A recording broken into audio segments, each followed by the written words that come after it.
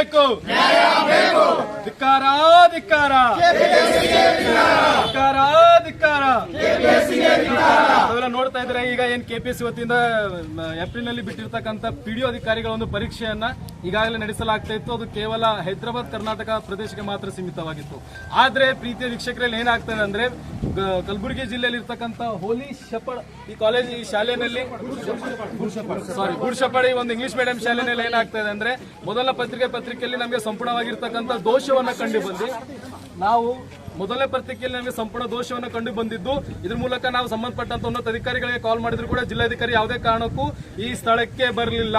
ಇದಕ್ಕೆ ನಾವು ಸಂಪೂರ್ಣ ವಿರೋಧ ಮಾಡ್ತಾ ಇದೀವಿ. ಕೇವಲ ಲಾ ಅಂಡ್ ಆರ್ಡರ್ ಮೇಂಟೈನ್ ಮಾಡಬೇಕು, ಲಾ ಅಂಡ್ ಆರ್ಡರ್ ಮೇಂಟೈನ್ ಮಾಡಬೇಕಂತ ಕೇವಲ ಸಂಬಂಧಪಟ್ಟಂತ ಕಮಿಷನರ್ಗೆ ಕಳಿಸಿದ್ದಾರೆ ವಿನಃ ಜಿಲ್ಲಾಧಿಕಾರಿಗಳು ಯಾವುದೇ ಸ್ಪಷ್ಟನೆ ನೀಡಲಿಲ್ಲ. ಅಂದ್ರೆ ಒಟ್ಟಿನಲ್ಲಿ ಮೊದಲನೇ ಪತ್ರಿಕೆ ಏನಾಗಿದೆ ಅಂದ್ರೆ ನಾವು ಇಲ್ಲಿರ್ತಕ್ಕಂಥ ಯಾವುದೇ ವಿದ್ಯಾರ್ಥಿಗಳು ಅದಕ್ಕೆ ನಾವು ಹಾಜರಾಗಿಲ್ಲ.